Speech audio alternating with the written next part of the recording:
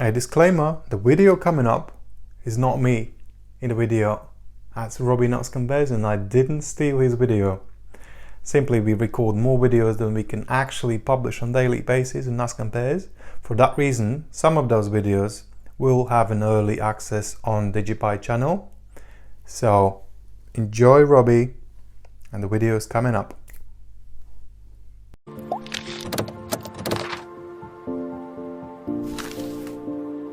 Hello and welcome back, and that's right, today I want to continue talking about IP cameras. These are things that are, for a long time, we'd never thought we'd have one of these in our home. Big brother, people watching over us, why on earth did we do it? But we fast forward to 2022 and having IP cameras in and outside of our homes is actually quite common. We have Alexa in the corner potentially recording our conversations. We hold a remote control that we talk into to watch the telly. Therefore, in this day and age, having an IP camera in the home isn't actually that strange.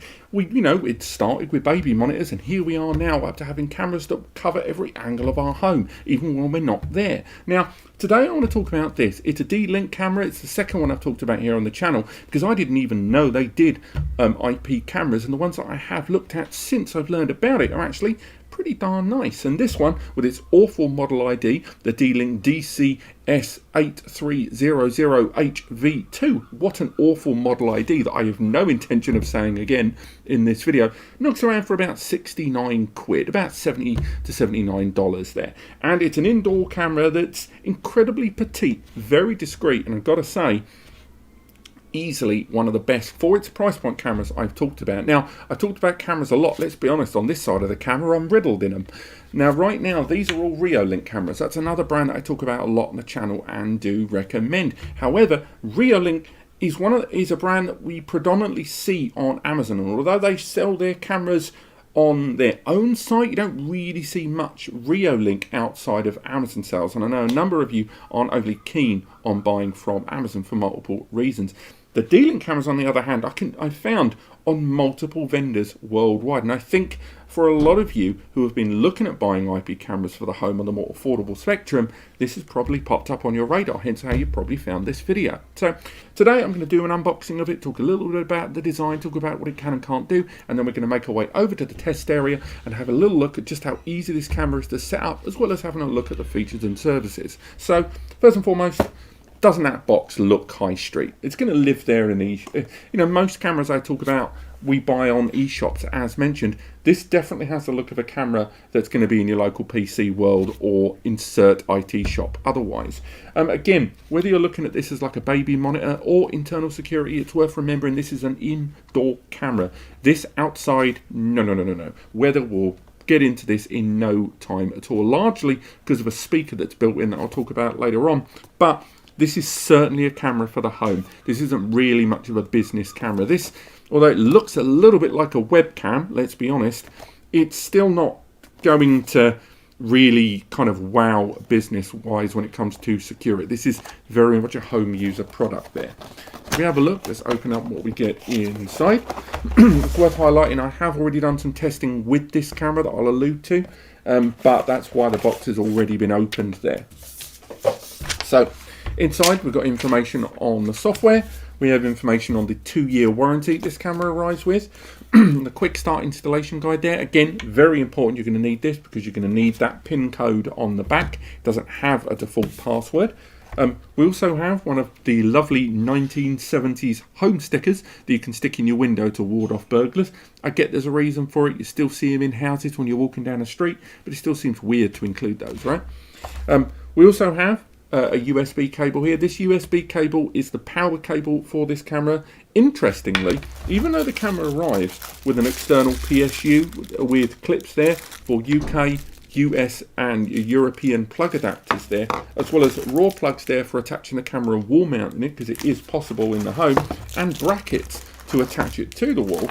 One thing I will highlight is during my testing, I was able to power this camera with all of its features off the power supplied from a USB on a TV. I connected it to a NAS via bog standard USB 3 and it powered the camera. So if you have this camera next to another device that has another USB port, it only has a maximum power consumption of just 5 watts. So you're not really going to need that mains power cable, to be honest. This was able to be powered by some low-powered next-door USB devices. So that could be really advantageous to those of you that want to put this camera somewhere in limited areas of coverage for mains power sockets, but there happens to be a TV with a USB port nearby, or even a home console. So again, nice little advantage there that I just stumbled across. So that is the camera itself. Again, it is a Wi-Fi camera. There's no kind of Ethernet or RJ45 connector there. The wireless capabilities, although it is WPA3 encrypted transmission, it is also 2.4 gigahertz network frequency. Why is that important? Because a lot of people who have more bespoke custom home networking for their Wi-Fi may have restricted band coverage or not auto negotiation. They may be using mesh systems where mesh nodes are all utilizing 5 gigahertz only, or fixed on 5 gigahertz, to have a tighter but higher performing network coverage area. You may be using a mobile handset that is fixed without you knowing it to 5 gigahertz rather than auto negotiating between the two. What I'm saying is that you need to ensure that the network you're going to be utilizing this with has 2.4 gigahertz support. That seems like a no-brainer because 2.4 gigahertz has been around for a long time. But you'd be surprised how many systems are fixed to 5 gigahertz for enhanced performance by default, because most users don't understand the difference. Now, it is a 1080p camera that runs at 30 frames per second, no 4K there, and again that is completely adjustable so you can have better performance over your own network bandwidth, or just for reasons of how much storage is going to be taken up by it. It has AI support internally, but I will say we are still talking about software on chip, SoC. We're not talking about some high-end graphical performing custom AI. It's got a level of person identification, movement identification, and even sound identification to a point, because it has audio in and out there. I know you can't really make it out because of the crazy lighting in my studio, but this entire back panel is a speaker there. There's audio in and audio out from the app, and I'll hopefully show you later on. You can hold the button and just talk into it and it will output from the camera. There's even a button to alert a very loud alarm system to come out of this camera, which may be quite useful if you're away from the home and this camera has picked up some people that shouldn't be there. Kevin McAllister, you'd love one of these. Now, it has night vision as well, but again, only goes up to 5 meters. But do bear in mind, this is an indoor camera, so you're not really going to need more than that unless you're living in some kind of palace. Again, going back to that word indoor, bear in mind, again, as far as ingress of weather, as far as ingress of water or dust is, this is not certified for heavy duty, climate. So if you use this outside, it might not do it much good, and invariably you're not going to be working within those support and warranty guidelines. One thing I will highlight that's a bit of a shame, but again at this price tag I shouldn't really complain. Have you seen? This whole thing's adjustable. It's great. Awesome. It doesn't support pan tilt zoom. That's the thing.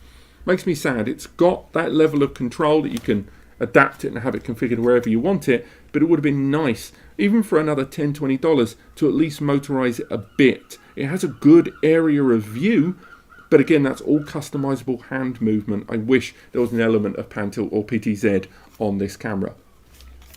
Again, it supports home services. If you are running a Google Home or Alexa, this will get picked up very easily by it. And again, setup and configuration is incredibly straightforward on those systems. It does lead us quite neatly actually into recording patterns. So when you are using a camera in the home or business environment, it's worth highlighting recordings. Yes, this has an SD card slot in there, which is great, but what's the plan if someone breaks in and they're breaking and they see the camera because the little red LEDs have kicked in, the infrared sensors, because it's gone into night vision, and they go, right, and then just steal it away.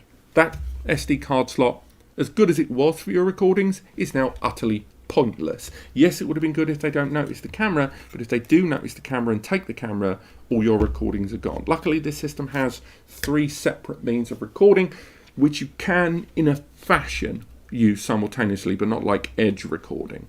So first you've got your SD card slot, which supports up to 256 gigabyte micro SD inside there. And again, retention patterns, recording patterns, how long until you recycle storage is all built in there. Then you've got support, thanks to ONVIF, ONVIF, of this camera being visible on both a QNAP and a Synology, and indeed Asustor and now TerraMaster systems, all of which they have their own surveillance software included. They'll see this camera, they'll interact with it, and they can use their own software services with the camera, as well as the camera's own lightly supported AI services to push alerts via their own surveillance platforms there, which is really, really good. And in that event that someone breaks in and steals the camera, as long as they don't steal the NAS, then what will happen is the last recording, when it's closed, when passed over to the system, will still be maintained. So that will be a question of how you set up your recording patterns, whether you're going to be setting them up to be every 5 minutes, close the file, start a new one, close the file, start another one, or you only have alert recordings where it only records when motion or person or sound detection has been triggered, or manually at the touch of a button. Again, it will depend on the recording patterns you use and the fidelity of your network, and indeed the surveillance software you use. Now the third option is to use D-Link's own MyD-Link surveillance cloud storage. Now that'll knock you back about £5 a month.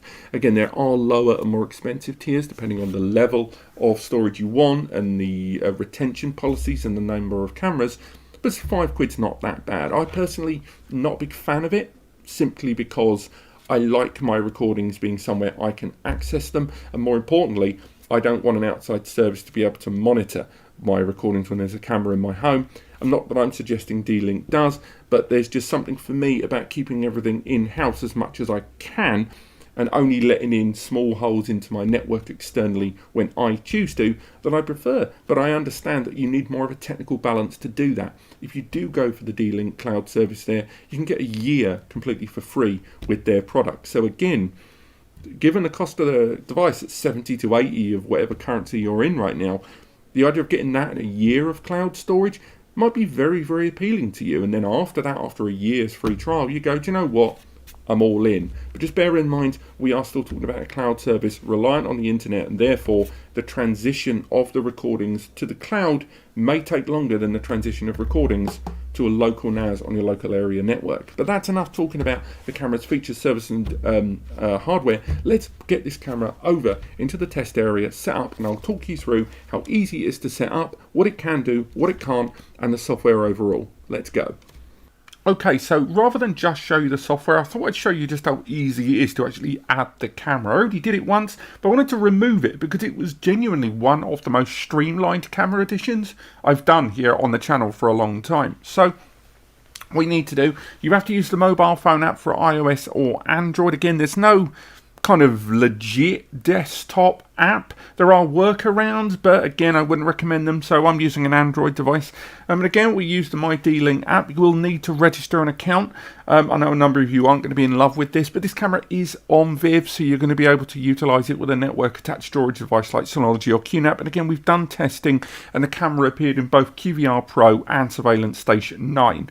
So as you can see, it's already found the camera on my local area network, but I'm not going to let it do it that way, because again, I want to show you how easy it was. So you can already see on screen a different camera that I was using earlier. This is a camera for another review that I'm filming here at the top of the screen. I'm just going to wave it to it up there, as you can see there on the mobile screen. But what we want to do is add the new camera there. So what we're going to do is go into the top left option there, and there's going to be an option, add device, and as you can see, it's going to invite me to scan the QR code, which is on the base of the camera. So I'm just going to go ahead and click scan. As you can see there's our recording. I'm going to make my way along.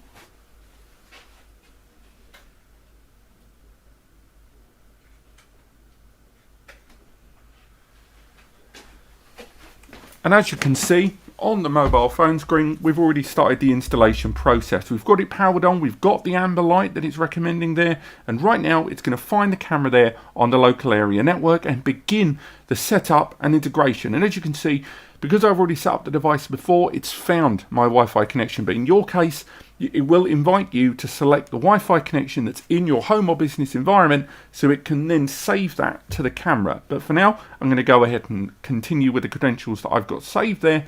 And then from there, it will continue to install this camera and align it with my subscription. Now, I say subscription there, that's a very important term there, because Actually setting up the camera is free, registering is free, they're all, completely free.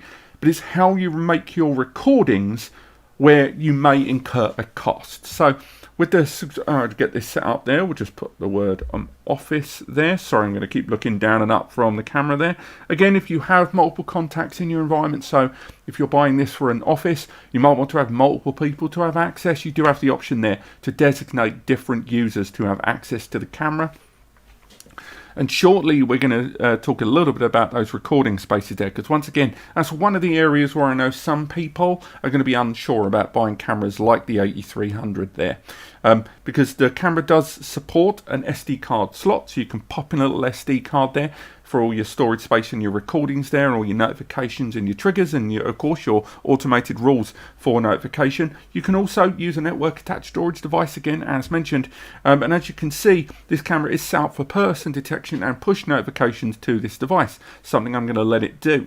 Also, you've got home, away and sleep modes that allow you to use preset configurations on the camera. In the case of home, you can have the device recording when you are on a kind of scheduled environment, when you're in and out of the house. Away means you can have the cameras on permanently, and sleep means the cameras will be recording during a preset nighttime. But again, you can configure these or use the presets that you've seen there on screen, so you can create your own customized kind of routine. I'm going to go ahead with the home routine there, and as you can see, now we're getting to the nub of the matter, that cloud recording. Because if you don't want to go out and buy an SD card slot, you don't want to go out and you don't want to use a network attached storage device, you can use their subscription paid monthly service. Now, do bear in mind, as you can see, it's £4.50 a month, which isn't a lot of money, really, and these are recordings that are being sent via the internet remotely, which means if someone does break in and steals the camera, it's okay, because those recordings are still being stored offline. Now, how quick that recording is maintained, because obviously recordings are going to be closed and then uploaded. They're not uploaded bit by bit. I'm not 100% certain how much of the loss is on that. Something we should really investigate, because a lot of brands like Synology have really been promoting the loss down to mere seconds when it comes to broken recordings to cloud storage there. But again, that is an option that's open, but I don't think a lot of people are going to do that, because it opens the door to allowing cameras in your home or business environment that are now accessible quite far away from a place that you don't know. It's one thing to be able to access your cameras via your mobile phone, but when it comes to your recordings, you might have slight reservations there. You're still going to be utilizing web services to access this camera even without this service on board, if you're going to be accessing it when you're at work or on the commute, because you're going to be bouncing off the D-Link server to access the cameras. But still, for the recordings, you might have slight reservations about that. So if we can move forward, we can now see that this new camera has been added to our lineup. If we want to do a fresh view, you're able to see that it's now got the view that we normally use for data news of the week. Just to give you an idea of the latency we're talking about, and of course we are talking about a LAN connection here. If I move my hand slightly into shot, that took around about a 1 to 1.5 second delay there, so that's not too shabby. And again, if we make our way into the camera, we've got lots of different settings that we can play with there. So for example, on the bottom of the screen, we can do a recording. So right now, if we hold this, I can say the following: testing. And I don't know if you heard the echo there in the background. It was able to play what we were saying off the camera, just off camera. So if someone did break in, or there's a family member, or if you use a camera outside for a delivery man, it's nice to be able to say, who is it? And then it will come via the microphone out of the camera. Again, if we make our way to the bottom, we can alternate the picture quality there on the resolution. Again, if you're on data saving, that will be quite handy. We can mute or unmute the camera. Again, we're leaving the cameras muted so we don't get that echo feedback loop while we're doing the recordings. We can take a snapshot very quickly that will be saved to our local device. Again, you can do a custom recording there. At the top right of the screen, we can choose to see the live recordings, or if we're using an SD card slot, we could access the recordings of the SD card by accessing that option. Additionally, if you are recording to the cloud, those options will also be available there to scroll through recordings you may have made on the cloud services there.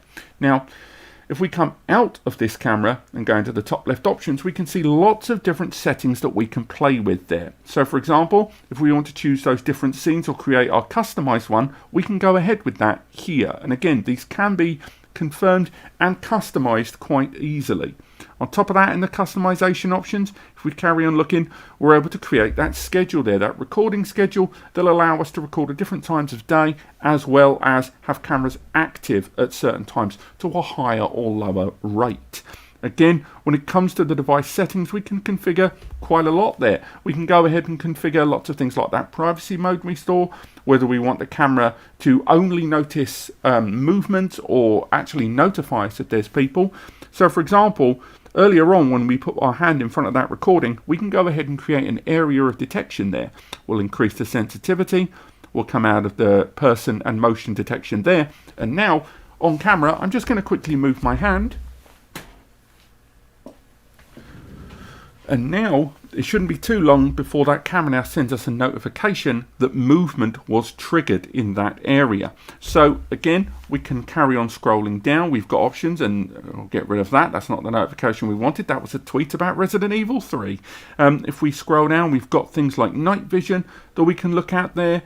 We can go ahead and look at other things such as changing the storage on the fly. Now you don't have the ability to record to two of them simultaneously, which is a bit of a shame, because it would have been nice to be able to record to two things at the same time for that kind of edge recording. But I understand this is still quite an affordable product and it wouldn't have that. We can change a lot of the settings about the stream that we're getting to the phone, and you can change a lot of the network settings as well as assess the firmware on the cameras. There's lots of different configurations and options that we can play with there.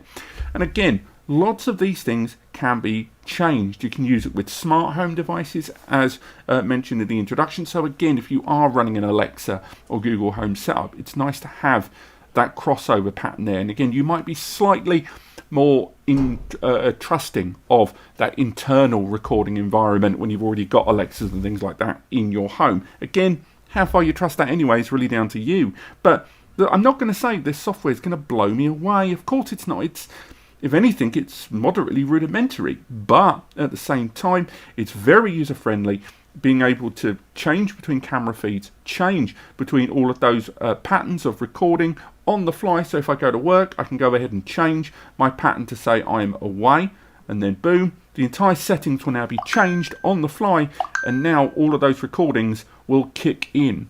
And then I get home, I can go ahead and click home, or just set it up on a time schedule, and therefore when I have a routine, a 9 to 5, the cameras will act accordingly how I need them to be. And remember, you can add many cameras to this setup, and I've already got 2 here in this office right now that are recording very well, and all of them happening live there on the cameras there via this. Now again, we are accessing this via the local area network, and therefore there is going to be a slight difference in latency remotely compared to this, but still, this is a great little app, and I do think these cameras, what you're getting, are pretty darn reliable. I've not had any drops, and setup for these cameras has been flawless, something I can't say has always been the case with different IP cameras I've talked about here on the channel in the past. But for now, let's make our way back into the studio and pretty much conclude and say exactly what we liked and didn't like about today's camera. Well, what do we think? Well, frankly, the camera didn't exactly blow me away, but at the same time, it did everything it was supposed to do. When you're looking at cameras at this price point, what you want is reliability, you want ease of use, and you want as little hassle as possible. Lots of affordable kind of budget cameras that you see on the market, one of the things that can often let them down is how long they will last in sustained use, sustained recordings, and when they need to trigger and send you alerts, how reliable they can be. And I can say right now that this did not let me down in that regard. We got alerts when we were supposed to get them. The transition between cameras worked for me when I had multiple on the go, and the price point isn't that bad. Plus, D-Link is a recognised brand out there, and their warranty policies seem to be pretty tight, to be honest. So when it comes to buying a camera for your home, I think you could do a lot worse than this. Now, it wasn't all perfect along the way for me. First and foremost, I kind of regret that I've got to manually knock around with this when I know that if someone broke in and they walk off camera, it would have been nice just to have even the lowest amount of motorization there. That said, it does have in-picture pan tilt zoom, where it can move in within the confines and record within one area. Still not perfect, but better than nothing.